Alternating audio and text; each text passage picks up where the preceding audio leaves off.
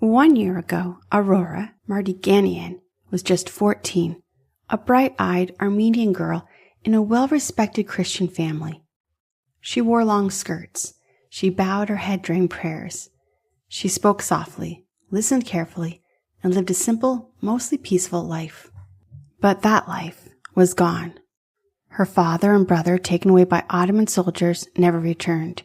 Her sisters, her mother, her aunts, gone, one by one. Each loss carved a deeper hole inside her. Each death was a reminder that she was not meant to survive. And yet she had. After months of starvation, assault, and forced marches through brutal Syrian desert, Aurora had escaped. A Kurdish couple had taken her and her toddler cousin in, shielding them from the nightmare outside. For the first time in months, she had a pillow and a blanket, a roof, a quiet night without screaming. But peace came with a choice. She had heard about a monastery, Armenians living there who had broken free, who were hiding, organizing, even preparing to fight back.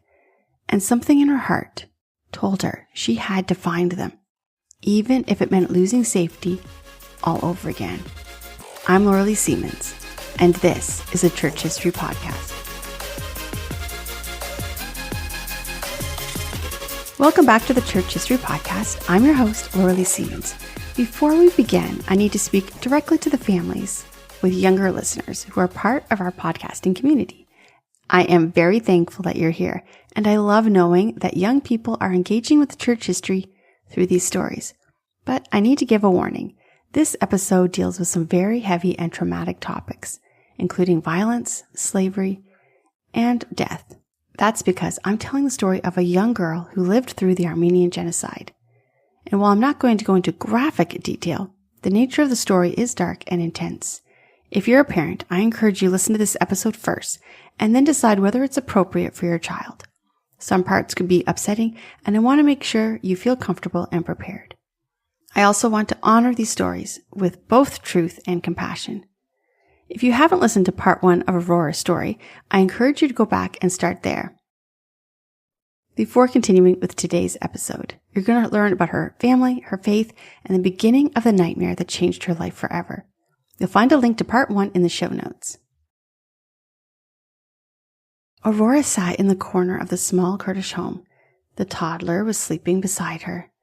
The oil lamp was casting shadows on the walls, and she stared at him. His chest was rising and falling in the steady rhythm as he slept. She had thought about it for hours. This Kurdish couple was so kind, kinder than anyone she'd known since her world had ended. They had fed the child, washed him, and even taught him how to laugh again. And now Aurora had a choice. She could stay with him or leave him behind to chase the rumor, the whisper of Armenians, free and hiding in the hills in a monastery. In the early hours before dawn, she kissed his forehead, then pulled her shawl over her shoulders and stepped out into the cold. She traveled by night, her feet silent against the stones, and her body wrapped in the darkness. During the day, she would curl under shrubs or wedge herself between cracks in the rocks and wait for the sun and the soldiers. And then, once the day was gone and under the cover of night, she would head out once again. And then one night she saw it, finally, the building perched on the hillside, the monastery. She crept to the door, her heart pounding. And then she knocked. The door opened and she stepped inside. And then she froze. Dozens of Armenians, men, women, even children, they stood there. They were thin. A lot of them had scars and bruises, but they were alive. And when they saw her, one ran, opened her arms, and pulled her into a full embrace. For the first time in months, with all the trauma that she had gone through, Aurora cried. She was home. In the quiet days that followed, Aurora began to feel something she hadn't dared to feel in a long time. She felt normal. She shared meals with other Armenians. She even occasionally laughed. And she began, slowly, to sleep through the night. And most importantly, she met an amazing friend. Her name was Arusiako. Like Aurora, she also had survived the desert, the death marches, and the unrelenting violence and sexual attacks. They didn't need to explain their pain to each other. There was understanding in every glance, and even the silence between them. The two girls clung to another, not just for comfort, but for strength.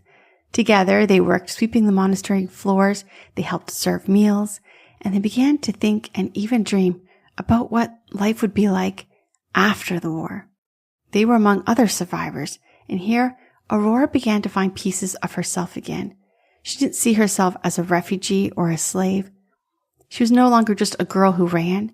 She was one of many, and she belonged.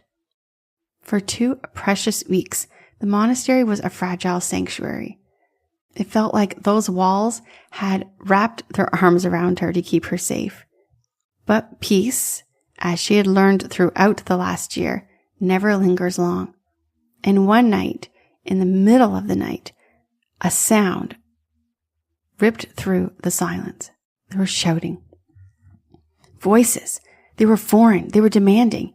And then there was pounding fists against the wooden door. Aurora shot upright. The nightmare had returned. Outside the monastery gates, the shouting grew louder, angry and wild. It was Chechen bandits. Aurora had heard of them. These were mercenaries. They had no loyalty to any country, except, of course, loyalty to violence. They were known collaborators of the Ottoman soldiers. They often had swept through the camps during the marches. When they swept through, it was like wolves. They just took what they wanted. Inside the chapel, the monks, those kind men who had opened their doors to the broken, worked desperately to hold the doors shut. They stacked furniture. They braced planks of wood. They prayed, but the doors were old, and they splintered. With the final crash, the doors burst open. The bandits poured in like a flood. They had swords drawn, and they laughed as they committed violence. Aurora grabbed Arusio's hand and backed into the shadows. But really, there was nowhere to run. There was no safe room. There's no hidden tunnels. They ran into the chapel and found it filled with other terrified women. One of the monks stepped forward and raised his arms in peace. The Chechen bandits struck him down without a word, and then the others followed. One by one, they killed each of the monks. Aurora watched as the men who had given her sanctuary were slaughtered, and then the bandits turned to the women. They walked along them like it was a market, pointing, shouting, grabbing. "This one's mine," one sneered. "No, I saw her first," barked another, as they began arguing and fighting over the women. Aurora held on to Arusiako as tight as she could, knowing the moment would come when someone was going to tear them apart. When the looting ended, the choosing began. The bandits barked orders. They pulled the girls and made them force into a straight line. The line stretched across the blood-stained chapel floor, around the bodies of the monks that lay scattered around them. And that is when the true horror began. One by one, the bandits walked the line. They eyed each girl like livestock at a market. They didn't ask for names. They didn't care who the girls were, what they had survived, what they had lost. They didn't even care if they came from wealthy families. They simply looked at their bodies. The girls who weren't deemed beauty enough, who were too thin, too bruised, too plain, were pulled out of the line and executed on the spot. Aurora stood frozen beside her friend, her heart pounding in her ears. She gripped her friend's hand so tightly that her knuckles began to turn white. The guards were coming closer, shouting, laughing, randomly killing some, pulling others aside, and then they stopped in front of them. One of the bandits pointed at Aurora. "This one," he said. "She's pretty, she lives." Then he turned to Aruska. Not her. Arusa felt the hand she was holding onto pulled away from hers. She screamed, she reached, but the two bandits held her back. Then they shot Aruska. That day, of all the Armenian refugees who had found peace in the monastery, only 27 were spared. 27 women who would be forced into sex slavery. The rest were shot and killed. And then those 27 were forced to march again. The surviving girls were dragged from the monastery, heads down, feet blistered and torn, into yet another camp, another prison, another hell. This one was colder, dirtier, and louder. Here, chaos ruled. Nobody was in charge. Armed men came and went. Girls were treated like property. They were bartered for, they were slapped, they were shoved, often forgotten and only remembered when somebody wanted something for them. They were sex slaves and they had only one purpose. Every day for Aurora was a fight to stay unseen, to not be noticed. Aurora learned how to make herself small, how to fold her body inward, how to listen for danger before it arrived. But no amount of hiding could keep her safe forever.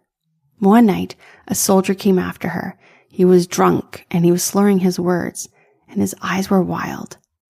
And then those wild eyes focused on her. He grabbed her, dragged her to a room, and she knew the plan he had for her. She bolted and began running, ducking into corridors of shadows and broken stone. She slipped from room to room and then another, with the man chasing her.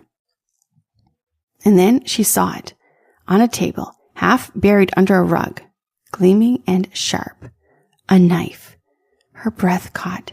She hadn't held a weapon since her father's rifle had hung over the fireplace back home, and that had been a completely different life. But her hand moved on instinct. She grabbed the knife and hid it under her clothes just as the soldier's footsteps closed in. He found her in a small storage room and slammed the door behind him. He was determined to get what he had come for. He grabbed her and pinned her arms down. But she was no longer the girl who marched through the desert. She was Aurora Mardiganian. And at that moment, she decided she was a warrior, and she fought back. The blade flashed. One strike, then another, then another. The soldier collapsed at her feet. Later in her writings, Aurora would remember that moment and write this. I know God guided my hand, for I am sure I killed him. He fell at my feet. And for the first time, Aurora stood over the body of a man who had tried to destroy her. But he was dead, and she was alive and free. Aurora didn't wait. As soon as the soldier collapsed, she turned and ran out of the room, down the corridor, through the broken doors of the prison compound and into the night. Her feet slapped on the dirt road. Her breath came in sharp gasps. Her heart thundered louder than her footsteps. She reached the street and froze, scanning in every direction. There was darkness, and she was trying to see anything, and then for a moment, she thought she was alone.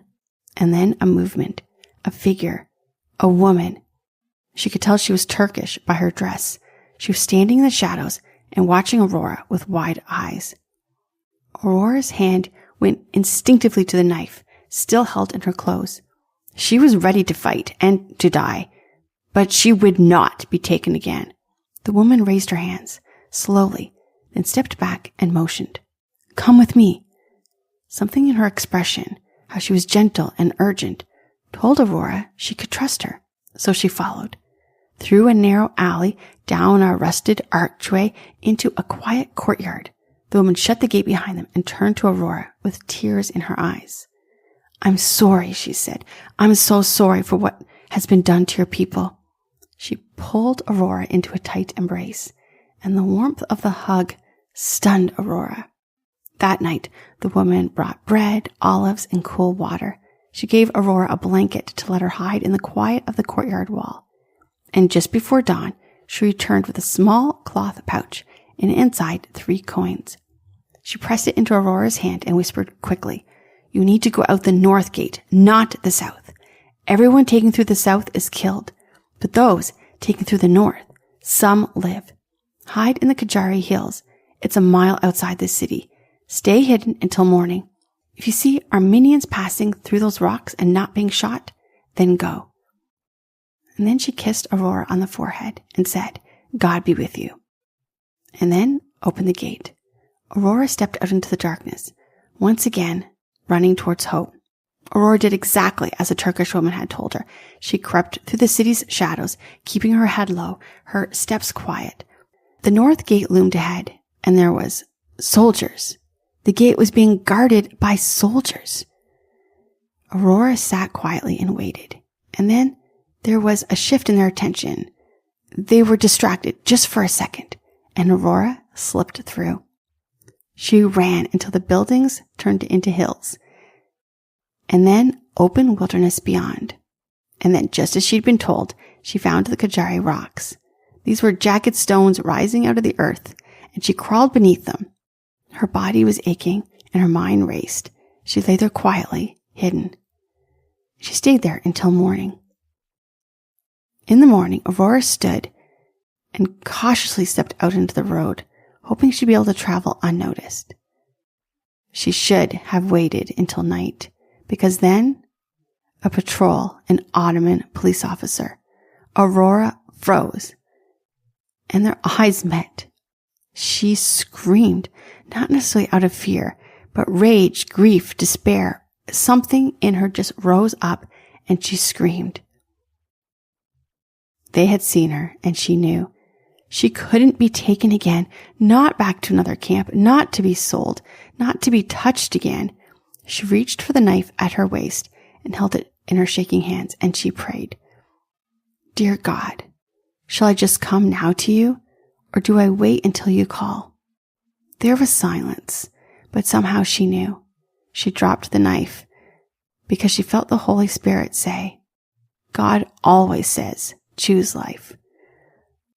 Aurora stood there, and she let herself stand tall. She would be undefeated. The police grabbed her, they bound her arms, and marched her right back to the very place she had fled. By nightfall, she was in the center of the crowded camp once more, once again lined up like property, put up for sale again. This time, her buyer was a man of power, a wealthy Ottoman governor from her own home province. Aurora recognized the dialect he spoke and the crest on his clothing. She even remembered the name of his estate. He was from the world she had once lived in, the world she felt no longer existed. This man had been one of the Muslims that had lived in her hometown, and she was being delivered to his compound. At that moment, something inside her shifted. She had been bought again, but this time she made a vow. She would live, but never as a slave. She would find the others, the other Armenians scattered across the empire, hidden in valleys and villages and deserts. She would find them. Even if it meant crawling through caves, even if she had to starve in the wilderness, even if she ended up being torn apart by wild animals. But she would never bow, not to a man, not to fear, and never to Islam. Aurora whispered her vows. I will never deny Christ. I will never worship Muhammad, not even if it saves my life. And that decision gave her strength. And within hours of entering the governor's mansion, she found her chance, slipped through the courtyard, scrambled over a crumbling wall, and vanished into the night, and didn't look back. This time she had a new destination, home, because now she was in her hometown. She wanted to find her family home, to see what remained, to face the ruins and the truth. The path to home was long and winding, and most of the homes were empty. These had been the homes of her friends. Now there was just a quiet stillness. The homes were hollow. The streets were empty. It had been 1 year since she had been forced to leave, yet it felt like a lifetime. She stepped into her family's house. The walls were already crumbling. Dust was thick on every surface. But the memories were still there, the happy life she had once known. In a small alcove beneath a loose board, she found what she was looking for, her father's rifle. She held it in her trembling hands. She was about to leave when something else on the wall caught her eye, a photograph. Faded, even curled on the edges. It was her family. She looked at her family, and then in the very back of the portrait was her oldest brother, Vaughn. Vaughn had left and moved away when Aurora was quite young. She hardly even remembered him. He had actually left for America. And she wondered if Vaughn knew. Did he have any idea what had happened? That their parents were dead, their brothers and sisters gone, and that she was left alone here.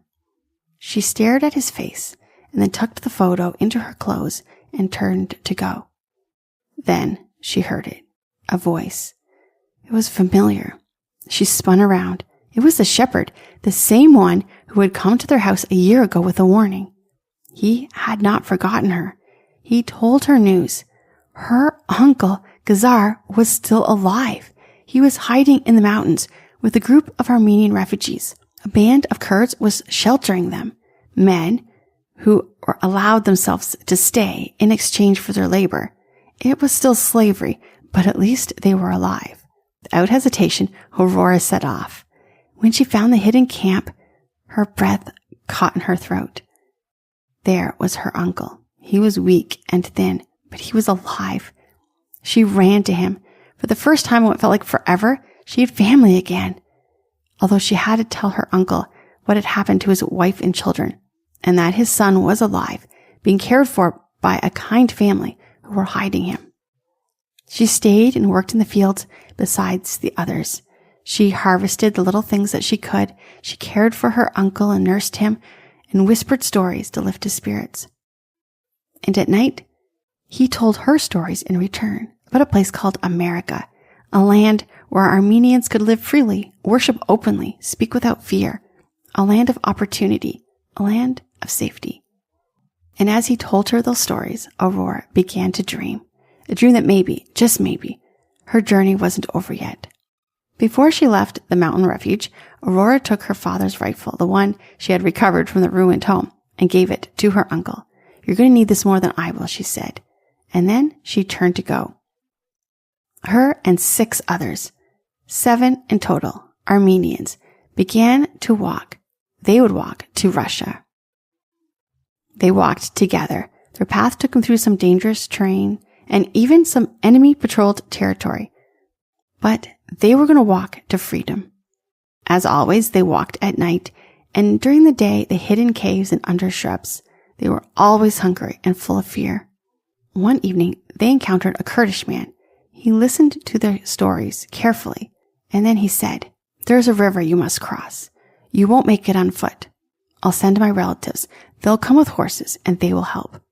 Trusting him was a risk, but they decided they would trust him. So they waited there, and to their amazement, the next day, his relatives arrived. They were Kurdish men, but they had kind eyes, and they carried bread, dried fruit, and even water in containers for them. They helped the group mount on horses, and they guided them down the river path. It was always these small acts of kindness that helped Aurora remember that the world wasn't completely evil. There, on the horseback, she crossed the river. As she reached the canyon, outside of Russia, she spotted something none of them expected. Russian soldiers. The Tsar's army had pushed into Ottoman territory and gained ground in the war. Aurora's heart pounded. Would the Russians be their enemies too? She stepped forward and spoke in broken Russian. Her parents, when she was younger, had forced her to learn some Russian. The words were very shaky but clear. The soldier looked at her. "Do not be afraid," he said.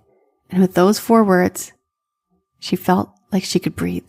They were safe. The soldiers welcomed them, motioning for the other Armenians to follow.